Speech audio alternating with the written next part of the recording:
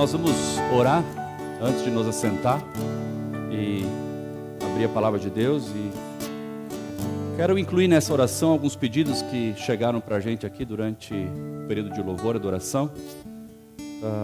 Primeiro é do Sérgio Pompermayer, um pedido de oração em favor da vida dele.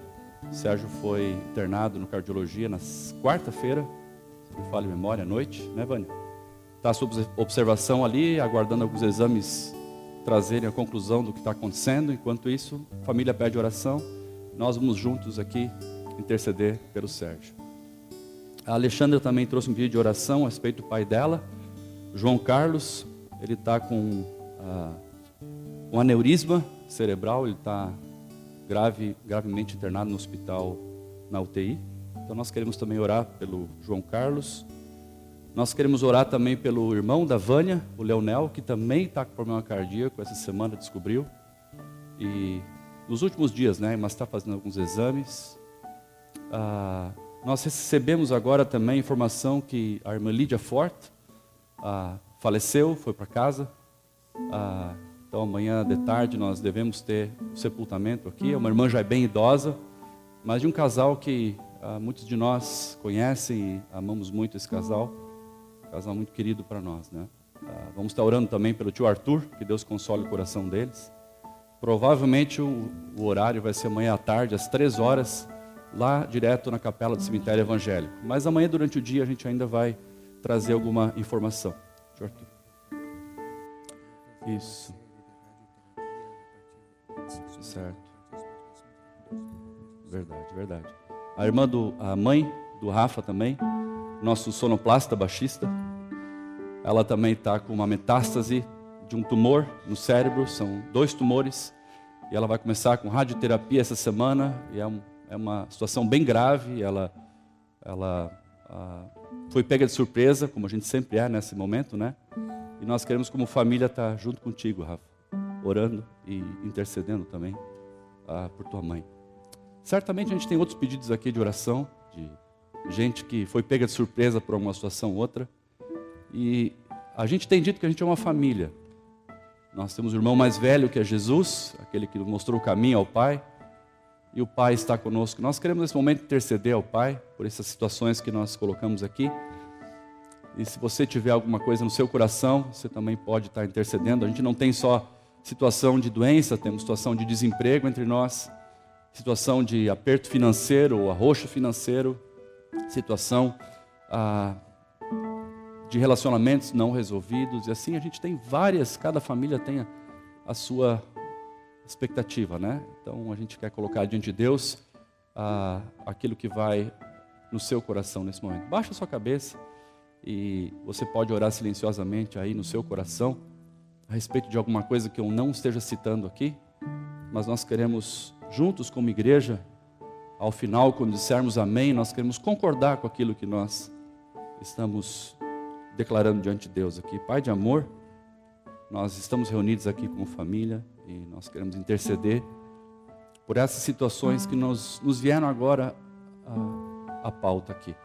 A gente quer lembrar do Sérgio, quer lembrar da família Pompermayer, que está na expectativa do que está acontecendo com ele. Não há um diagnóstico ainda muito definido. Guarda ele lá no leito do hospital.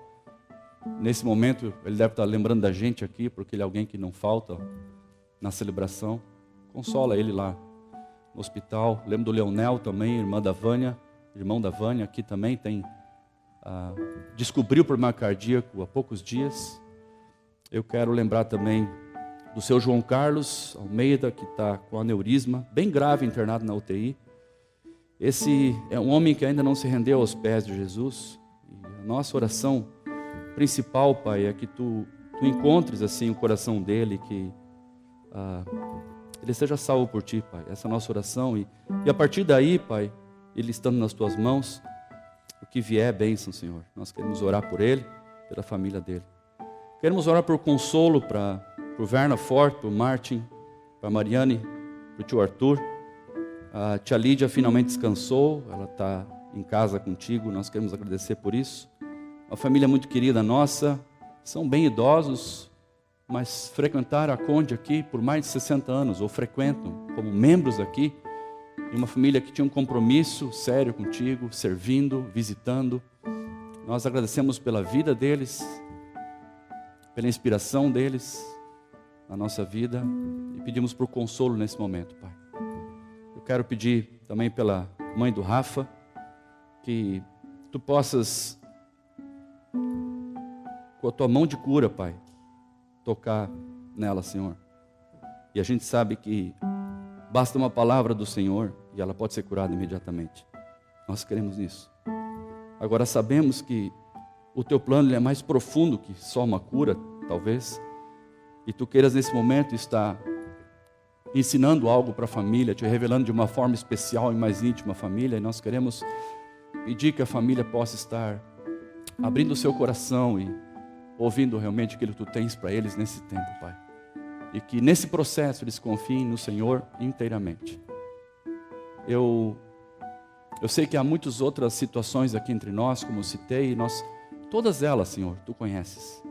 E nós queremos pedir que Tu tomes nas Tuas mãos essas situações e ministres ao coração de todos nós que estamos passando por uma situação ou outra, lembrando para nós que Tu és nosso Pai, que Tu não esqueceu da gente e que Tu tens um plano de amor para se revelar em nós, mesmo através dessas situações, Pai. Como igreja nós estamos intercedendo ao Senhor, chegando ao trono de toda a graça, como a palavra diz, e nós queremos pedir essa graça para cada um de nós, conforme cada um de nós precisa, Senhor. E assim juntos nós queremos louvar o Senhor pela liberdade que temos de interceder, agradecer ao Senhor que Tu nos ouve, Tu és um Deus vivo, e de antemão nós queremos agradecer, Pai, pelas respostas que Tu vais trazer a todos nós. Em nome de Jesus, Teu Filho, é que nós oramos. Amém.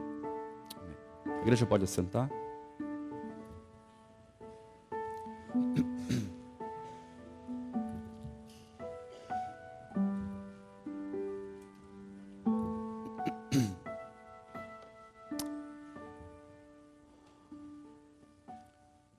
Nós temos já por algumas semanas estudado o livro de Atos, e o tema dessa série de mensagens que nós estamos ensinando, nós chamamos de Igreja em Movimento.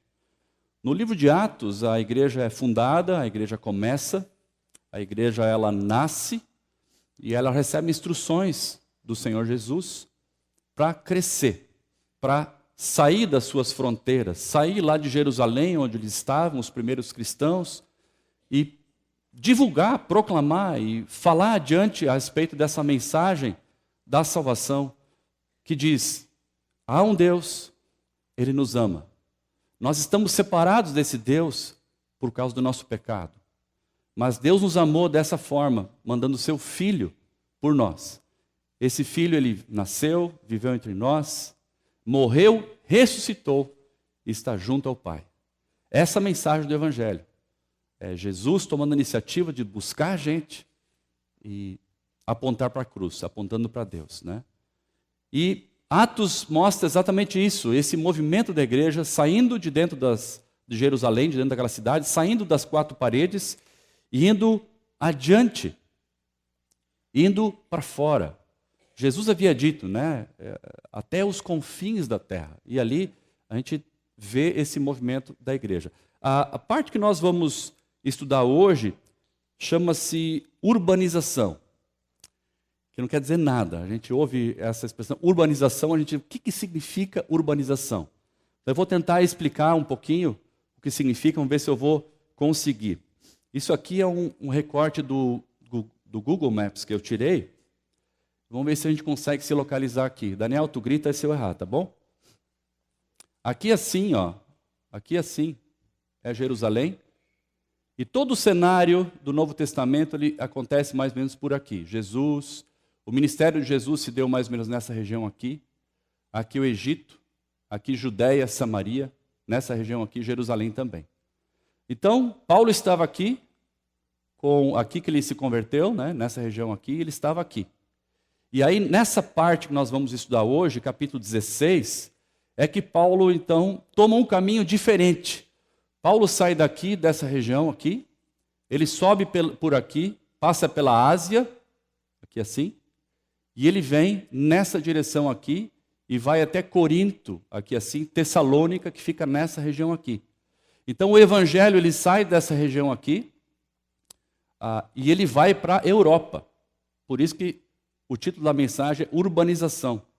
Porque se pensa que a Europa era um pouquinho mais urbanizada, um pouquinho mais cosmopolita, um pouquinho mais moderna do que a região de Jerusalém. Aqui, onde é que está a bota da Itália? Apareceu aqui? Aqui, ó. Essa aqui é a Itália, certo? Isso. Então essa região aqui é a região da Europa. Então a gente vai ver hoje como é que o evangelho saiu daqui, passou por aqui e veio para essa região aqui. Enquanto eu estudava, é bem interessante a gente ver essa coisa geográfica, porque quando tu fala em Judéia, Samaria e esses lugares assim, a gente não tem nem ideia onde é que fica, né? Então esse é o mapa atual, a gente tem uma ideia mais ou menos de onde é que fica. Aqui assim o Egito, né? Então para chegar até a região aqui, normalmente o pessoal pegava barco ou tinha que caminhar aqui, nessa região aqui. Aqui no próximo slide nós vamos ver um filmezinho que é bem interessante, uma animação, que vai mostrar todo o trajeto que Paulo fez. Fora mula e alguma carruagem, o que tinha na época era barco. Ele fez boa parte da viagem de barco. Mas assista comigo aqui essa animaçãozinha que a gente vai ter aqui.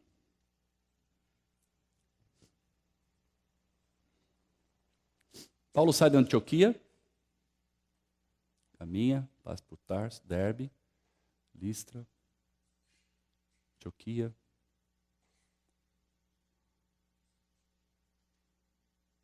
Troade, Tessalônica, Bereia. Foi mais lento talvez, né? Atenas, Coríntio, ali ele para, fica 1 ano e meio, e aí ele segue para Éfeso, de barco. E ali, ele retorna então para o ponto de partida, passa ali por Jerusalém e volta para Antioquia.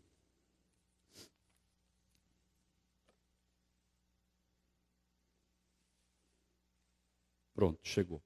A gente tem uma ideia da volta que ele fez, né? Se tu olhar esse outro mapinha aqui, tu vai ter o panorama geral. O que é interessante a gente ver é que Paulo, a viagem dele foi de mais ou menos 3.000, 3.500 quilômetros esse tempo todo. Ele foi longe. Ele foi longe. Eu acho que Paulo não tinha muito plano para essa região. Se tu abrir comigo a Bíblia, abra comigo a Bíblia para Atos 16. Ali a gente vai perceber que Paulo tinha planos um pouco diferentes. Atos 16, nós vamos a partir do versículo 6. Você vai ver ali, ó. Paulo e seus companheiros viajaram pela região da Frígia e da Galácia, tendo sido impedidos pelo Espírito Santo de pregar a palavra na província da Ásia. Olha só, provavelmente eles tinham um plano de pregar a palavra ali, mas o Espírito Santo impediu eles. Se a gente continuar um pouquinho no 7, versículo 7, a gente vai ler assim: quando chegaram à fronteira da Mísia, tentaram entrar na Bitínia, mas o Espírito de Jesus os impediu. De novo, eles tinham algum plano, mas e colocaram em ação esse plano, mas o Espírito Santo de Deus tinha planos diferentes. E foi então, que no versículo 8 a gente lê, que então eles contornaram a Mísia e desceram a Troade, e durante a noite, versículo 9, Paulo teve uma visão de um homem macedônico que dizia para ele: olha, vem e nos ensine aqui. Então, na verdade, Paulo tinha feito uma estratégia, tinha feito um plano, mas Deus acabou mudando um pouquinho a estratégia de Paulo e conduziu ele para uma outra direção. E quando Paulo teve a visão do homem macedônico, a Macedônia é justamente essa região aqui, essa região aqui, ó, essa região da Macedônia, aqui já é a Europa, né? Certo? Então, ele teve uma visão de um homem lá, E Paulo disse assim, puxa, essa visão vem de Deus, eu tenho certeza que é Deus me conduzindo ali. E ali então a gente começa a perceber que Deus começa a dirigir Paulo para cidades muito importantes daquela época. Cidades onde o comércio era muito avançado, cidades portuárias. Paulo passa por Filipe, Tessalônica, Corinto, depois ele passa por Atenas, que era um centro cultural importante. E o Espírito Santo dirigindo Paulo ali começa a ter uma estratégia específica de expansão então para os grandes centros urbanos. A fé cristã passa então de ser um fenômeno judeu, algo que acontecia ali entre os judeus só, e começa a se espalhar rapidamente pelo mundo. E aí, o primeiro lugar que Paulo para, se você der uma olhadinha, onde é que nós estamos aqui no versículo 13 já? Versículo 13, ele vai até a cidade de Filipe. A primeira cidade que ele para é em Filipe. E aqui eu quero olhar com vocês uma sequência interessante que se deu quase em todas as cidades que Paulo parou. E nós vamos começar a olhar pela cidade de Filipe, percebendo que esse padrão tem assim, Paulo chega, ele prega, daí há algumas conversões ali, daí Paulo começa a receber oposição, as pessoas começam a reclamar dele ou do evangelho, daí Paulo é perseguido, ou os amigos, discípulos dele são perseguidos, às vezes colocados na prisão, açoitados, caluniados, né? E Deus, de alguma forma, acaba intervindo, né, nesse momento, porque o plano de Deus era que ele seguisse viagem. Quando eu coloco livramento ali, eu não estou querendo dizer que sempre Deus traz livramento quando a gente está dentro da vontade dele, né? No caso de Paulo, sim, porque Deus tinha um plano especial para Paulo. Era para continuar a viagem. Então, olha comigo ali, eu quero pensar alguns versículos. Se tu tiver a Bíblia aberta, ideal seria que tu tivesse ela na tua mão esquerda e com a mão direita percorresse com o dedo ali para a gente pegar alguns versículos e poder entender aquilo que eu vou tentar apontar para vocês. Paulo chega em Filipe e a primeira coisa que ele faz é tentar achar ali um lugar de oração. Não há menção que Filipe tinha uma sinagoga, porque o que o Paulo gosta de fazer é chegar onde os judeus estão reunidos, normalmente era numa sinagoga, onde a palavra era lida e ensinada, e ali Paulo entra e começa a falar desse Jesus, que veio, que o Messias já nasceu, morreu e ressuscitou e vive. Nesse lugar de Filipe, Paulo não encontra uma sinagoga, mas o versículo 13, aqui vamos ver. Versículo 13 diz assim, no sábado saímos da cidade e fomos à beira do rio, onde esperávamos encontrar um lugar de oração. Sentamo-nos e começamos a conversar com as mulheres que haviam se reunido ali. Então havia um grupo que se reunia na beira do rio, que era um lugar de oração. Não sei se eventualmente eles estavam ali ou coincidentemente, mas parece que era um lugar que o pessoal ia lá para buscar a Deus mesmo. Deve ser tinha uma natureza bonita, a água correndo no rio, um lugar com sombra, sombreado, e ali tinha um lugar para sentar. E diz que Paulo sentou ali com essas mulheres, e diz que uma dessas mulheres chamava-se Lídia. Ela era vendedora de púrpura, né? E versículo 14 diz assim, o Senhor abriu o seu coração para atender a mensagem de Paulo.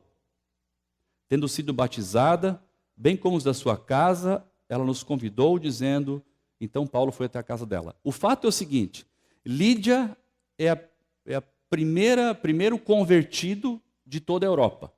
Essa mulher já era uma mulher temente a Deus, ela tinha uma noção de Deus.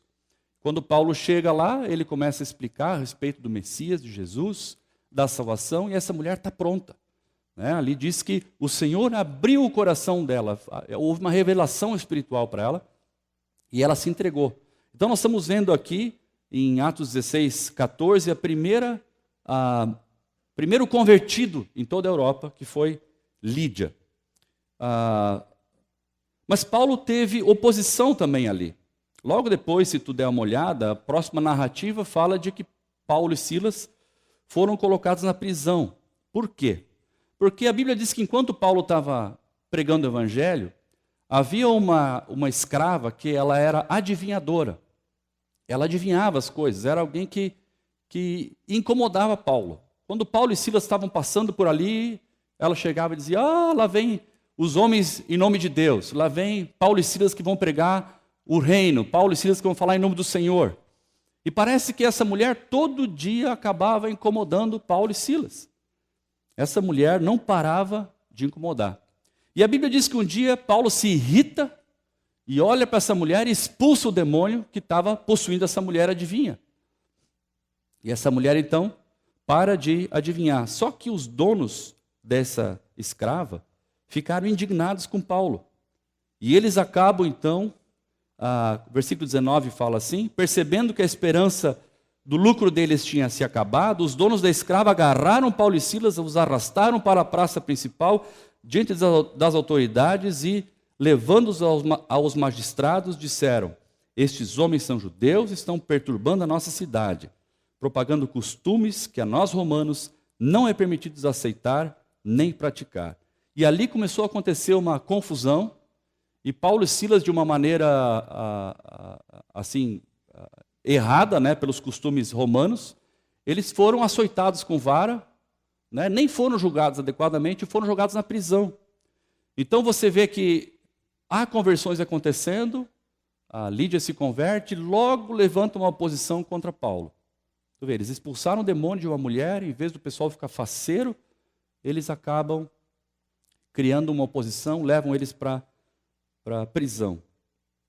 E o que a gente vê ali é que eles sofreram um castigo arbitrário, não tiveram o julgamento que um cidadão romano deveria ter, e eles foram jogados no cárcere interior, que era uma espécie de um calabouço, e pior que isso, eles ainda tiveram os pés deles amarrados num tronco. Então, é interessante ver que o castigo é totalmente desproporcional àquilo que eles eventualmente tivessem feito de errado. A oposição, quando vem, ela vem feroz. Ela vem feroz. E a perseguição, ela aparece quando eles são jogados na prisão e açoitados. Agora, Deus, nesse caso, trouxe um livramento. Vocês acompanhem comigo ali no capítulo 16, versículos 24 e 25. Essa é uma história linda, merece uma mensagem só dessa história. Mas nós vamos fazer um sobrevoo nessa história. Então, eles presos, no versículo 24, diz assim: tendo recebido os tais ordens, ele os lançou no cárcere interior e lhes prendeu os pés no tronco. Por volta da meia-noite, Paulo e Silas estavam orando e cantando hinos a Deus. Os outros presos os ouviam. Presos, eles estavam adorando a Deus. Presos, eles estavam com uma atitude estranha para o chefe da prisão. No mínimo esquisita. Se eles não eram malucos, tinha uma coisa estranha acontecendo com esses dois. Por volta da meia-noite, diz o versículo 25, Paulo e Silas estavam orando e cantando hinos a Deus. Os outros presos os ouviram. De repente, houve um terremoto tão violento que os alicerces da prisão foram abalados imediatamente e todas as portas se abriram e as correntes de todos se soltaram. Através de um efeito ou de um fato sobrenatural, de um terremoto que não havia precedente ali naquela região, Paulo e Silas tiveram sua libertação. Deus proveu libertação para eles. Se a gente pular um pouquinho para frente, agora no capítulo 17, a gente vai olhar Paulo chegando ali em Tessalônica. Quando Paulo chega em Tessalônica, Paulo procura, a primeira coisa que ele procura é uma sinagoga. Acompanhe comigo ali versículos 2 e versículo 3. Segundo o seu costume, Paulo foi à sinagoga e por 3 sábados discutiu com eles, com base nas Escrituras, explicando e provando que o Cristo deveria sofrer e ressuscitar dentre os mortos. E dizia: este Jesus que eles proclamam é o Cristo. Paulo era alguém convicto da doutrina cristã. Paulo era alguém convicto do Evangelho. Ele não perdia tempo. Chegava na cidade, ele pegava o Google Maps e olhava onde é que fica a sinagoga. É ali que eu vou. Ele entrava ali, se identificava e começava a pregar. Esse era o jeitão dele. Se você olhar toda toda a narrativa de Atos, você vai perceber esse padrão em Paulo. Ele chega e parece que o evangelho é algo que ele não consegue segurar. Ele bota para fora. O que acontece ali? Qual é o resultado disso? Vamos continuar no texto aqui, versículo 4. Alguns dos judeus foram persuadidos e se uniram a Paulo e Silas, bem como muitos gregos tementes a Deus, e não poucas mulheres de alta posição. O que acontece ali é que judeus se uniram a Paulo e Silas, gregos tementes a Deus, e acho interessante como o autor coloca, não poucas mulheres. Por que ele não coloca muitas mulheres? Mas foram várias mulheres e parece que eram mulheres que tinham grana, né? Pelo menos os maridos tinham grana, né? Porque eram mulheres de alta posição, diz ali. Então você vê, Paulo prega, tem gente que se converte. Só que o que acontece logo depois? Começa a oposição. Versículo 5 começa com mas. Mas os judeus ficaram com inveja. Reuniram alguns homens perversos dentre os desocupados e com a multidão iniciaram um tumulto na cidade. Como é que Paulo foi perseguido nesse caso? A casa onde ele estava hospedado foi invadida. Entraram na casa onde ele estava, acharam que ia encontrar ele lá e queriam provavelmente prender ele e levar ele para julgamento, ou sei lá o que iam fazer com ele. Mas o fato é que não acharam Paulo. O livramento de Deus nesse caso foi que Paulo naquele momento não estava lá. Paulo estava sob os cuidados de Deus. E ele não estava naquele lugar ali. Tessalônica é uma cidade importante. É uma cidade que Paulo, mais tarde, quando Paulo escreve aos Tessalonicenses, vai dizer, puxa vida, vocês ouviram o Evangelho. E a partir de vocês, o Evangelho se propagou por outras cidades ali. Então, Paulo não foi para Tessalônica de uma forma arbitrária, mas foi estratégico. Foi importante Paulo ir lá. Alguns acham que a Tessalônica tinha mais ou menos 200 mil habitantes. É uma cidade relativamente grande para aquela época. Muito grande. E o resultado da pregação de Paulo foi muito positiva lá. Mas também houve perseguição. Você pode perceber que Paulo, até aqui, ele está focando nos judeus. Paulo entra na sinagoga, Paulo tenta pregar para aqueles que já tinham ouvido falar sobre Deus. E isso traz muito desconforto para aqueles que estavam ali, porque o pessoal não cria que esse Jesus era o Messias, achava que Paulo era um impostor, que esse ensino dele não era um ensino correto, e o pessoal caía de pau em cima dele, né? Mas é interessante que Deus leva, depois de Tessalônica, leva Paulo para Atenas, que é uma cidade na Grécia. Lá não tinha sinagogas naquele lugar. Agora, Atenas não era um lugar importante naquela época, do ponto de vista comercial, econômico. Não era um porto importante, né? O porto era uma cidade portuária, uma cidade que era normalmente movimentada, pujante, forte.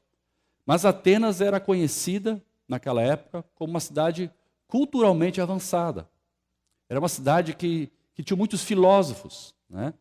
E aí, aparece ali no capítulo 17, a partir do versículo 16, aparece Paulo em Atenas. Nesse episódio de Paulo passando por Atenas, Paulo não é perseguido, não é preso, mas ele sofre oposição. Acompanhe comigo ali, o versículo 17, capítulo 17, versículo 17.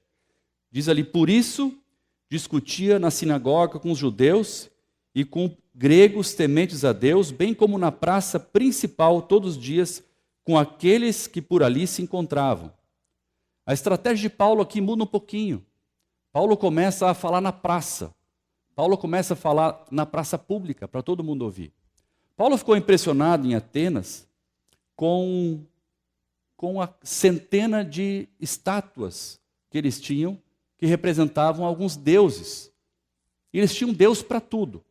Os atenienses eram um povo que tinha Deus para qualquer coisa. Eles tinham até o famoso, que Paulo cita ali, o famoso estátua ao Deus desconhecido. Se eventualmente eles tivessem esquecido de algum Deus, de alguma divindade, de alguma deidade, eles tinham ali ao Deus desconhecido uma estátua. Ninguém podia acusar eles de não adorar esse Deus, porque eles não sabiam quem era, mas estava ali a estátua. O que é interessante nesse capítulo 17, na visita de Paulo para Atenas, é que Paulo começa a discutir com os epicureus e com os estoicos, que eram os filósofos da época, né? Eram linhas de filosofia que eles seguiam. E era um pensamento diferente do que os judeus tinham. Era um papo diferente. Bacana é que Paulo chega para eles e consegue conversar. Paulo consegue conversar de igual.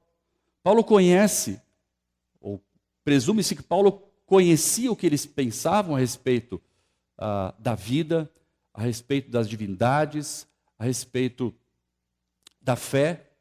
E Paulo começa a discutir com eles, eles se interessam tanto que convidam Paulo para discutir no Areópago, que era um auditório um pouquinho maior, onde o pessoal que gostava de discutir sobre alguns assuntos da cidade, políticas, sociais, se encontrava ali. E ali Paulo é convidado para chegar até o Areópago, e Paulo faz um dos discursos, ali no capítulo 17, eu acho que do versículo 22 em diante, um dos discursos mais interessantes a respeito da revelação de Jesus.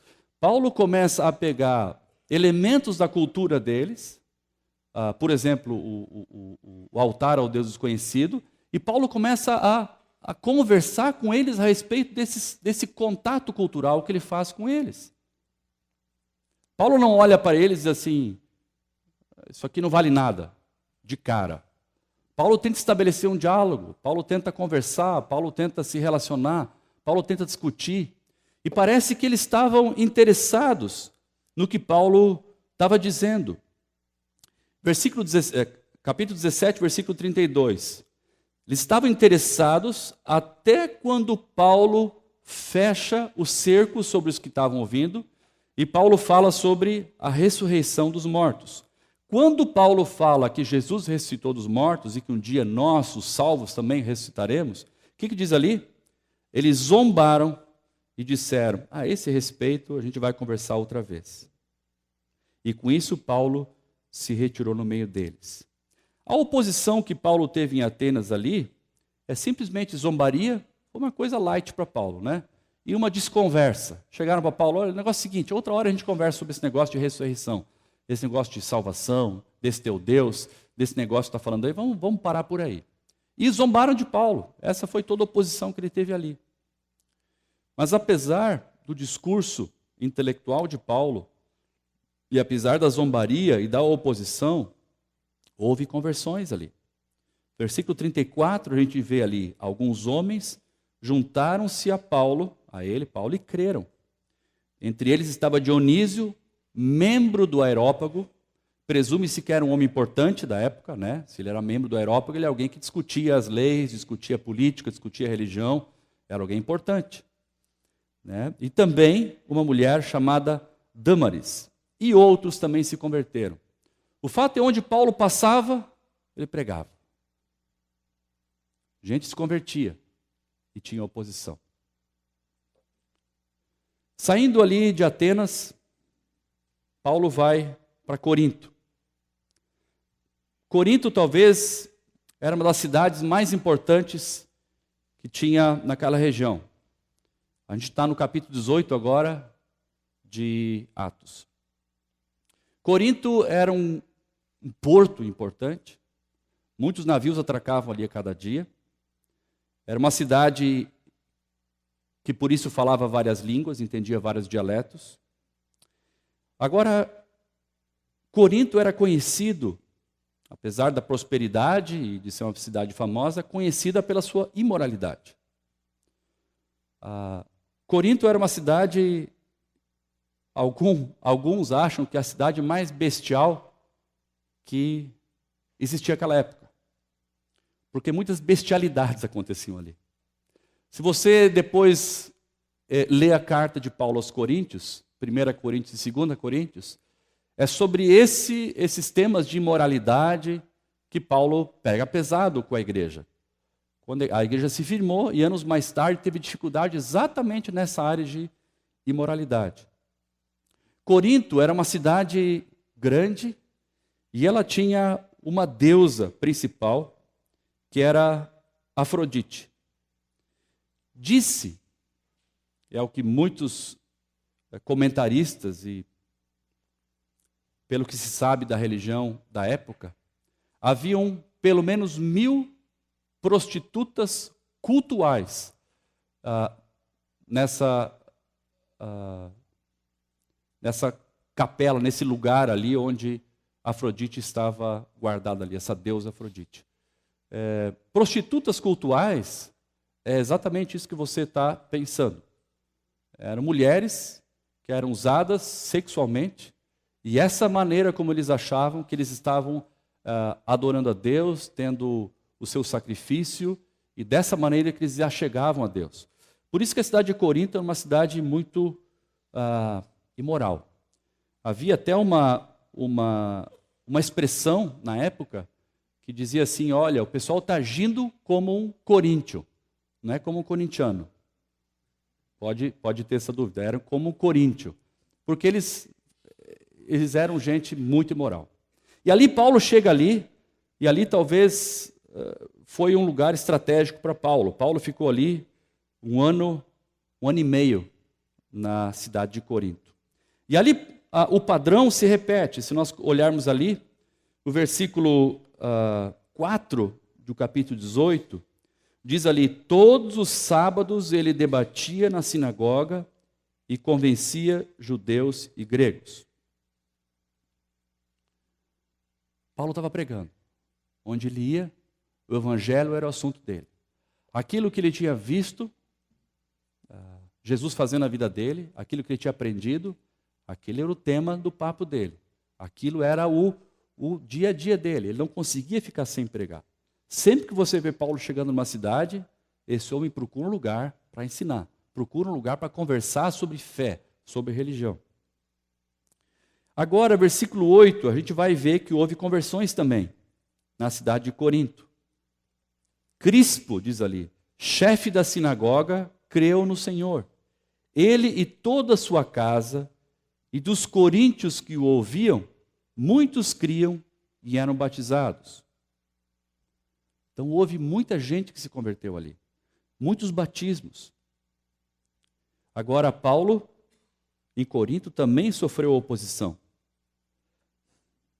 Versículo 6 diz assim: opondo-se eles e lançando maldições, Paulo sacudiu a roupa e lhes disse: caia sobre a cabeça de vocês o seu próprio sangue. Paulo estava farto deles, porque eles estavam se opondo a Paulo e lançando maldições sobre Paulo.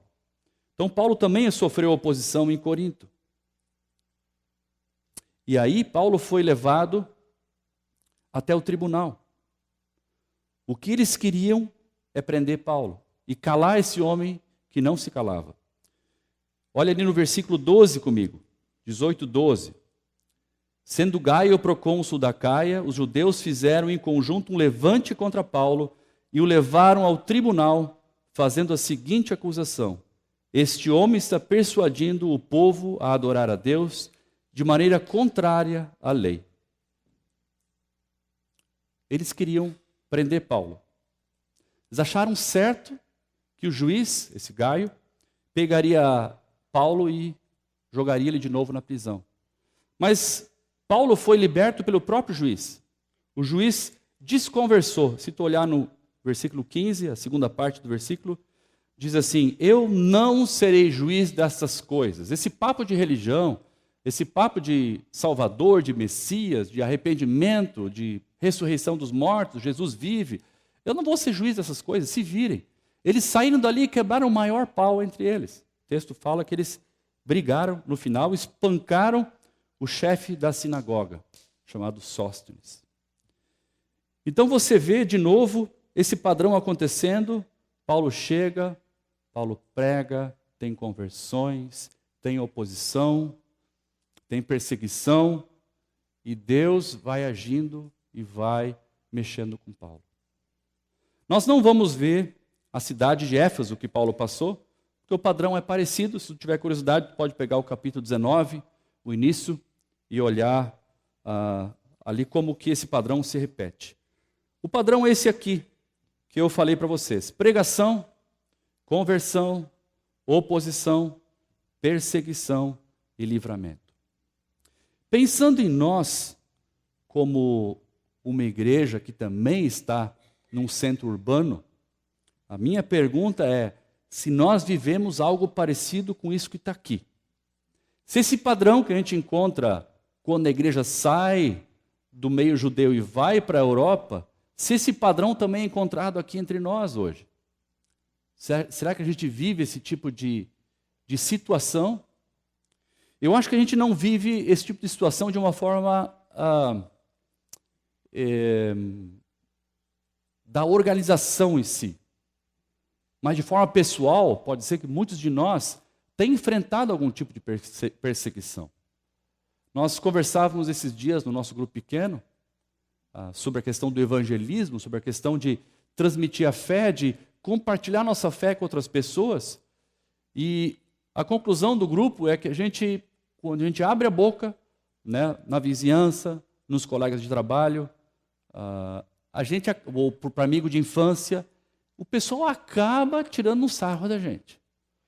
Então não chega a ser uma perseguição apaixonada e passional que quer nos jogar na cadeia, mas é uma gozaçãozinha contra a gente. Eu acho que se você levar a sério Deus, você transmitir a sua fé para outro, conversar sobre as coisas espirituais, não é raro você enfrentar oposição. E aí na conclusão do nosso grupo ali naquele dia, aqui, por causa do que está acontecendo no Brasil hoje, né, o pessoal que ouve sobre fé cristã, sobre cristão, sobre crente, sobre igreja, cria aquela caricatura daquilo que o pessoal vê na televisão, né? Então eu lembro que para alguns eles perguntaram assim, tu está indo na igreja? Tô. E como é que está sendo para ti lá? Está sendo bom? Que bom está sendo para ti bom. Espera eles botar a mão no teu bolso, te cobrar o dízimo. Então esse é um tipo de rejeição que a gente sofre, um tipo de oposição que a gente sofre, porque quando você fala em igreja hoje, você vê lucro, você vê moeda caindo no cofrinho, você vê aquilo que você vê na televisão. Então é complicado para a gente falar sobre a fé cristã de uma forma simples, de uma forma pura, de uma forma como ela é na verdade, porque na sociedade brasileira, quando você fala em fé, vem essa ideia, né, dessa igreja, a igreja da televisão, a igreja que pede, pede, pede, e você paga tanto e aí você leva uma benção boa, né, um carro novo, um emprego, algo assim. Agora, talvez alguns de nós não enfrentemos oposição nenhuma. Talvez alguns de nós nem falamos. Nós não temos o compromisso de conversar assuntos espirituais, de compartilhar nossa fé com pessoas ao nosso redor. O que eu fico impressionado é que Paulo tinha isso em mente. Paulo não negava, Paulo tinha um ímpeto assim que é incrível, né? Onde ele ia, ele tinha que compartilhar da fé. Onde ele andava, ele tinha que falar da fé dele. Sobre a questão da oposição e perseguição, eu quero repetir um versículo que o Daniel leu para a gente semana passada. Se tu puder abrir ali, em 2 Timóteo 4, 3, versículos 12 e 13, você vai ver exatamente uma resposta ao teu receio, ao nosso receio, de a gente compartilhar do amor de Deus e não ser bem recebido, né? Porque é um receio que a gente tem, de o pessoal gozar da gente, de nos chamar de não sei o quê. Então ali Paulo, quando instrui Timóteo, o próprio Paulo fala aqui de novo, de fato, ele conclui, de fato, é conclusivo. Timóteo, é isso aí. Todos que querem viver piedosamente em Cristo Jesus serão perseguidos. Parece que não tem espaço para a gente não sofrer oposição na nossa caminhada cristã.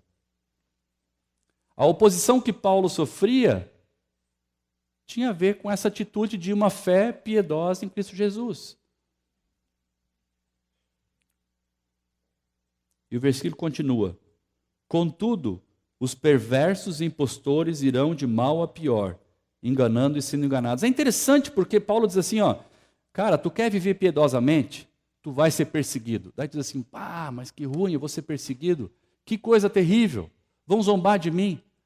Mas diz ali, os perversos e impostores irão de mal a pior. O que é interessante é o seguinte, é ruim ser perseguido por ter uma vida piedosa? Mas pior é você não viver uma vida piedosa e você viver como um impostor. Você viver na sociedade, inserido no teu trabalho, na tua escola, na faculdade, com teus vizinhos, de forma secreta que ninguém sabe quem você é de fato. Ali fala impostor. De mal a pior. Então, uma vida piedosa, uma vida temente a Deus, tem que ser uma vida, precisa ser uma vida entregue a Deus. E quando alguém zombar de ti, tu sabe claramente, olha, faz parte. Vamos embora. Paulo sacudiu a poeira do corpo um dia lá, da roupa dele, num gesto de, vocês não querem, isso aí é com vocês mesmos. E vamos embora, vamos seguir adiante. Então esse padrão a gente vê na vida de Paulo, a gente vê nessa parte de Atos, né? Agora eu queria olhar contigo um pouquinho a respeito da vida de Paulo. Nós olhamos aqui agora que quando alguém quer viver piedosamente, quando alguém quer seguir a Jesus, quando alguém quer, como discípulo de Cristo, obedecer aquilo que Deus fala e compartilhar a fé, nem tudo vai dar certo. Nem tudo serão flores. Faz parte. A gente precisa entender isso. Mas nós precisamos nos aquietar e saber que Deus está com a gente. Deus não esqueceu da gente. Então, quando a igreja se move, quando a igreja se mexe, quando a igreja começa a fazer evangelismo, quando a gente começa a sair para a alvorada, ajudar em alvorada, as coisas começam a acontecer. A oposição se levanta. Faz parte. Aliás, eu até falei para o Daniel que eu ia citar, né? O Daniel citou domingo passado o Menu Kalischer, um pastor judeu messiânico, que ele disse que alguma coisa, quando ele leu esse versículo, né? Todos que querem viver piedosamente serão perseguidos. A conclusão na reunião da igreja deles lá em Jerusalém foi que alguma coisa está errada com a gente, porque a gente não está sendo perseguido, acho que foi isso, né? Então eles começaram a orar, Jesus, o que está errado com a gente? Se a gente não está sendo perseguido, é porque a gente não está vivendo piedosamente. A gente quer viver conforme tu quer. Mostra para a gente o que a gente está fazendo de errado. Muito interessante. Será que a gente teria coragem de orar dessa forma? Ninguém está se opondo a mim. Todo mundo é meu amigo. Tem uma coisa errada. Que coisa. Acho que não, né? A gente não teria muita coragem de orar assim. Mas eles oraram. E Deus começou a usar eles. Aquela igreja está sendo grandemente usada por Deus. Aliás, ele vai estar aqui no final de outubro, né? Final de outubro, o pastor Menu Kalischer de Jerusalém vai estar pregando aqui. Eu quero olhar com vocês agora, não o movimento da igreja em si, mas eu queria que nós olhássemos algumas lições que Paulo nos deixa a respeito dele, como pessoa, como um homem de Deus. Eu acho que, inegavelmente, a gente pode dizer que Paulo era um homem dirigido por Deus. Deus guiava as ações dele. Se a gente for no início do capítulo 16 ali, nos versículos 6, versículo 7, Paulo estava tentando ir para um lugar, estava tentando ir para outro, mas quando chegaram na Mísia, tentaram entrar na Bitínia e não conseguiram, porque o Espírito de Jesus, interessante essa expressão, né? Não é Espírito Santo, é o Espírito de Jesus. Lucas faz questão de mostrar para a gente que é o mesmo Espírito. O Espírito Santo, o Espírito de Jesus, o Espírito de Deus, é o Espírito desse Deus triuno. É o mesmo Deus. Deus não deixou Paulo entrar ali e trouxe uma visão para Paulo que levou Paulo para um outro lugar. Então Paulo era um homem dirigido por Deus. Ele tinha alguns planos, mas quando Deus dizia para ele, rapaz, não é por aí, ele ficava tranquilo. Ele não brigava pelo plano dele. Ele não brigava por aquela estratégia que ele tinha feito. Não brigava por aquela ideia. Ele dizia, ok, Senhor, o que tu queres? E ele relaxava. Se entregava nas mãos de Deus. E Deus guiava esse homem. A segunda característica que eu posso tirar dessas passagens que nós lemos, capítulo 16, 17, 18 e 19, é que Paulo podia estar sofrendo a pior oposição que alguém podia enfrentar. Preso. Preso num calabouço com Silas, né, as mãos amarradas, os pés também. E esses caras estavam com uma confiança e com uma fé nesse Deus incrível. Versículo 25 diz assim, que eles estavam por volta da meia-noite orando e cantando hinos a Deus. E os outros presos ouviam esses homens. Que reação a gente tem quando os nossos planos não dão tão certo? Paulo não estava fazendo um projeto para ele. Paulo estava fazendo um projeto de Deus. Estava ensinando a palavra. Ele estava evangelizando. Ele estava debaixo da vontade de Deus ali. Pá, tem gente se convertendo. Pá, que negócio legal. Preso. Foi preso. Louvando, cantando, orando. E isso não é uma reação de desespero. É uma reação de confiança. Eu não sei se eu lembro de ter visto alguém de cantar de desesperado. Tu já viu? Eu vi gente gritar de desesperado. Louvor tem a ver com coração grato. Louvor tem a ver com coração confiante. Eu vejo isso em Paulo. Um homem que estava... Ele não sabia se iam decapitar ele no outro dia ou se ele ia sair dali, mas ele estava confiante. Ele não sabia o dia de amanhã, ele estava confiante. Louvando e orando a Deus. Do versículo 37 do capítulo 16, eu vejo que Paulo, quando necessário, se posicionava. Essa confiança de Paulo em Deus não trazia para Paulo uma atitude de, deixa assim então, e vamos ver como é que fica, estou nas mãos de Deus, e não, quando precisava se posicionar, quando precisava responder, Paulo se posicionava.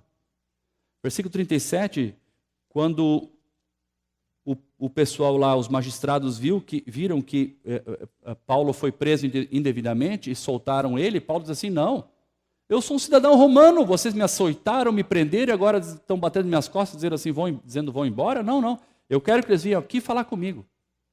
Paulo se posicionava. Paulo queria mostrar para aqueles homens, eles não estavam lidando com qualquer um. O cidadão romano tinha direitos. Os direitos de Paulo como cidadão romano foram agredidos. E Paulo, quando precisava, se posicionava. Então, essa ideia de crente não tem posição, crente não pode se posicionar, crente precisa se posicionar. Nós precisamos nos posicionar em Atenas, quando Paulo lida ali com os filósofos, Paulo se posiciona. Paulo conversa, mas ele tem uma posição clara a respeito do assunto. Tanto que quando ele fala sobre arrependimento, o pessoal, não, isso aí não quero falar, vamos embora. Então a gente tem que ser amigo, a gente tem que ter o contato com a pessoa, tem que falar sobre assuntos especiais, sobre filosofia, sobre música, cultura, sobre pescaria, sobre futebol, sobre o Grêmio, sobre o Inter, a gente tem que falar sobre tudo isso, mas há um momento que a gente tem que se posicionar.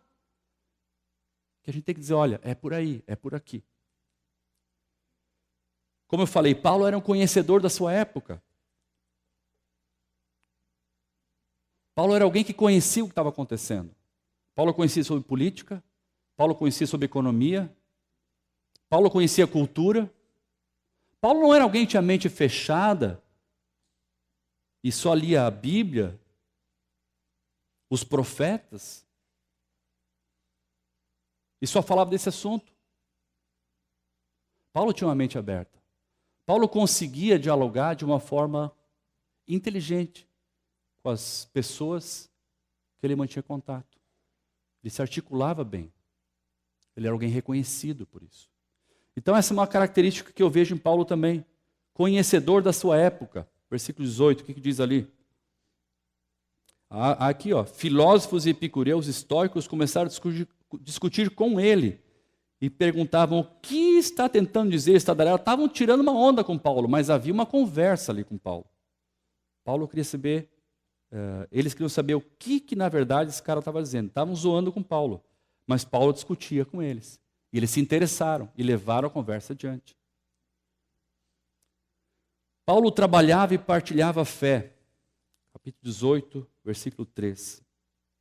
Achei muito interessante essa passagem aqui, a gente fala muito isso. Paulo tinha uma profissão. Ele era fabricante de tendas. Então, eu quis colocar essa característica aqui, porque alguns, quando a gente fala de Paulo e pregação, alguns dizem assim, isso é um bom papel para o Daniel, né? É um bom papel para o Roger, é um bom papel para o Ednardo. Pregação não é comigo, essa coisa de Paulo, para apóstolo, para pastor, tem a ver. Não, Paulo era um homem que tinha um ofício. Ele era um fabricante de tendas. E nessa passagem aqui, Paulo se une, né, com Priscila e Áquila, e eles começam a fazer tendas juntos ali. Então ele trabalhava, tinha o seu sustento, mas também compartilhava a fé. Então tira aquela ideia de que fé é uma coisa de domingo, é uma coisa de ir na igreja batista, é uma coisa de uma vez por semana. Paulo discutia na sinagoga, sim, final de semana, mas enquanto ele trabalhava, a fé estava presente com ele. A gente também vê que Paulo, quando apertou financeiramente, ele botou a mão na massa, não se negou a isso. Quando estava tudo mais estabilizado, ele se dedicou exclusivamente ao reino, à mensagem.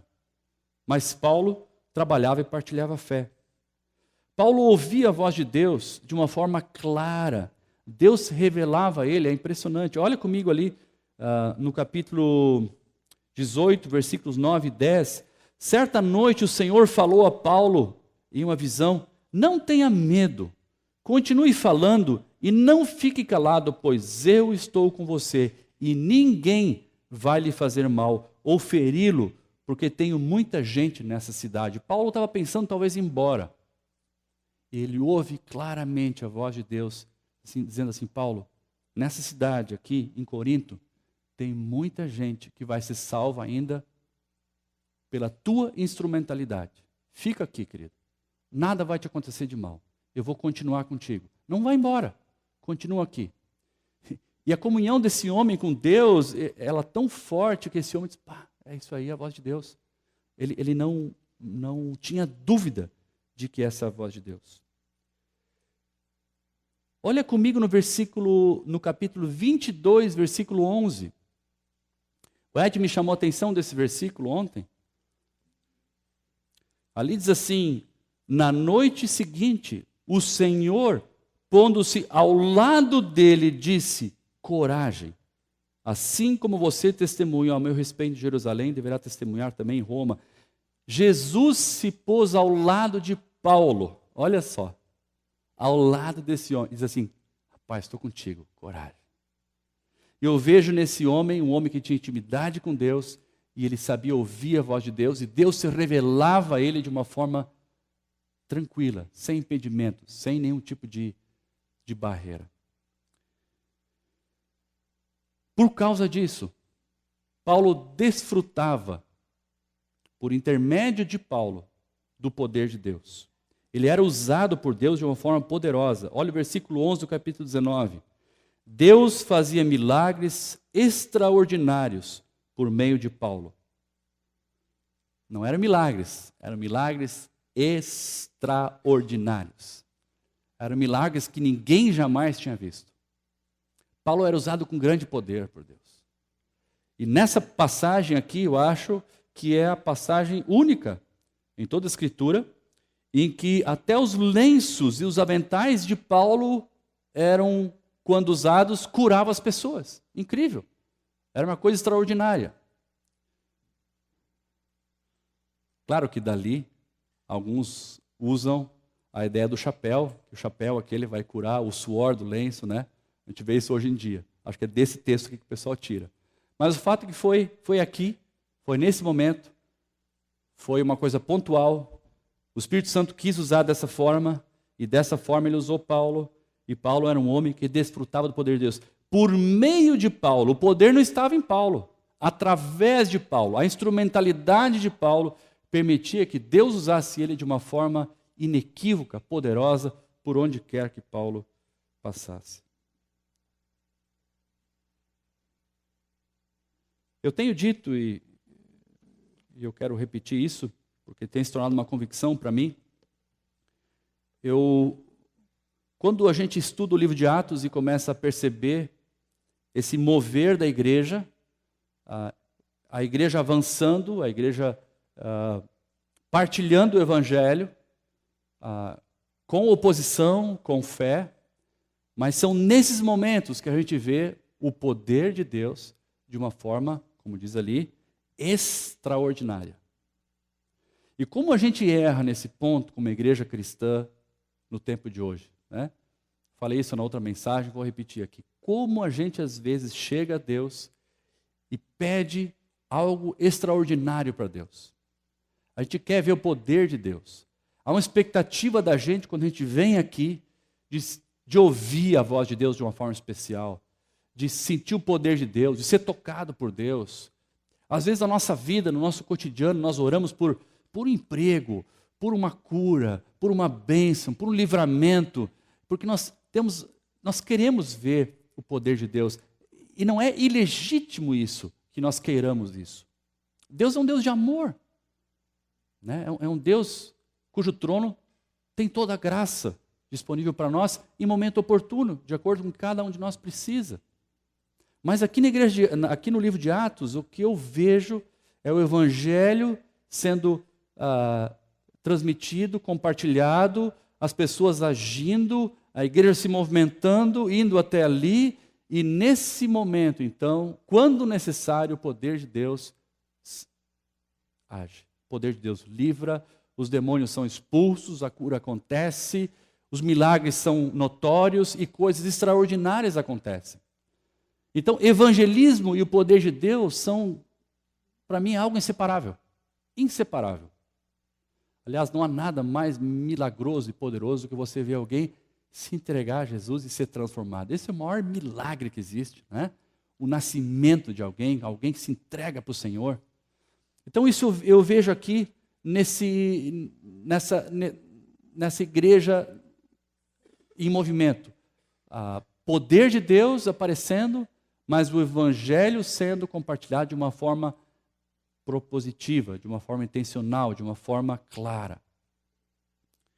E eu queria concluir com um versículo que eu nem sabia que estava nesse trecho que eu ensinaria hoje, que eu gostaria, de certa forma, ouvir a respeito de nós, como Igreja Batista Conde, aqui na cidade de Porto Alegre.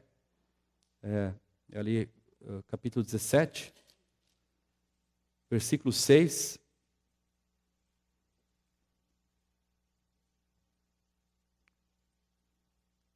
Que diz assim: estes que têm transtornado o mundo chegaram também aqui.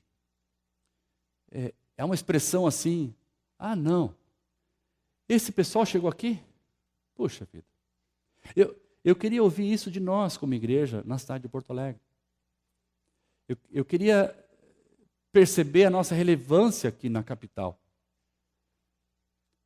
Eu queria participar de um movimento de Deus entre nós, em que a comunidade diga assim: puxa vida, chegaram aqueles malucos que falam em Jesus. E às vezes abre as portas para nós e deixando entrar, quando a gente faz um EMOB, né? Quando a gente entrou em tantas casas, né? Uns flagelados, e abre as portas para nós. Mas alguns não, chegaram aqui, esses que transtornam o mundo, saem daqui, a gente não quer conversar com vocês. Não queremos papo. O meu sonho é que nós, como igreja, possamos ter essa virada. Não é meu sonho só. Eu Eu diria que é o sonho de todos nós, pastores da igreja, é o sonho da liderança espiritual dessa igreja, e é o sonho de muitos de nós que estamos sentados aqui, é ver a nossa igreja com esse compromisso de mover a nossa igreja para fora dessas quatro paredes, sendo relevante na semana, compartilhando a fé. Que os nossos pedidos de orações aqui não sejam só por saúde, mas também por oposição e perseguição, dizendo assim, puxa vida, orem por mim, essa semana eu compartilhei a minha fé ali na minha vizinhança e 2 vizinhos se botaram contra mim, disseram que não querem mais conversar comigo. Esse tipo de oração, quando nós vamos ter aqui entre nós?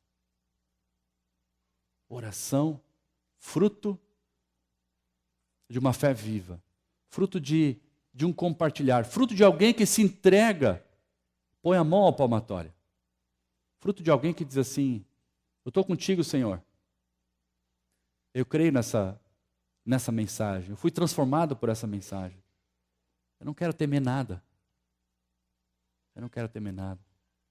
acho que por isso que Jesus, um pouco antes de ir para a glória, ele falou assim, eis que estarei convosco todos os dias, até o final. Ele sabia que a gente ia ficar com medo, ele sabia que a gente ia ficar receoso, ele sabia que a gente teria oposição. Mas, queridos, se eu não sei por onde, diz a música, ao menos sei com quem. Então, assim, a gente não deve ter temor. A gente deve ficar triste quando a gente não faz. E se tu não faz, tu não consegue compartilhar, pede para alguém orar por ti, pede a tua esposa orar, pede o teu marido orar. Chama o grupo pequeno e diz assim, essa semana eu compartilhei minha fé aqui, compartilhei a fé ali, a reação foi essa, foi aquela. Vocês orem por mim, eu quero ter mais coragem, eu quero ter mais amor. Quero ter mais amor. Vamos baixar nossa cabeça e vamos entregar nossa vida a Deus.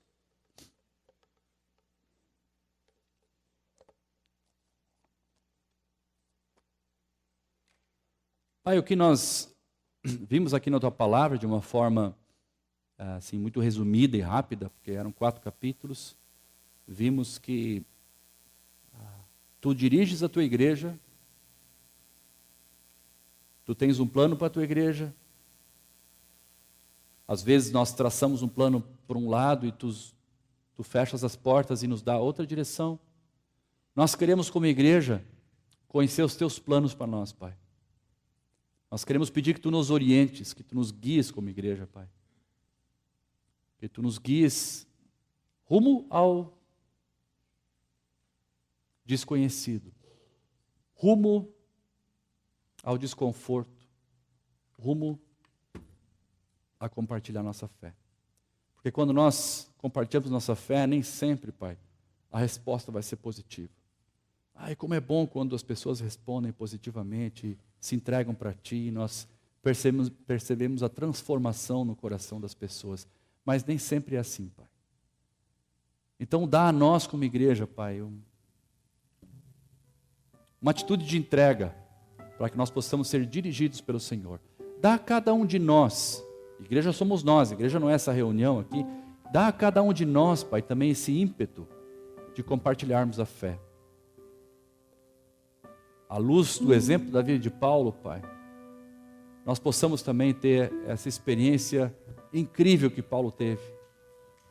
Que à medida que ele compartilhava a fé dele, Pai, ele ouvia o Senhor falar, o Senhor livrava, ele louvava, ele orava, e aí ele era perseguido, e aí Tu conduzias ele, e aí pessoas se entregavam, ele batizava as pessoas.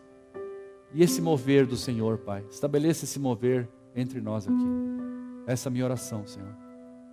Nós entregamos a Ti como igreja, e nós oramos para que a nossa igreja possa se articular na força, na direção e no poder do Teu Espírito Santo, Pai. Essa é a nossa oração. Em nome de Cristo. Amém.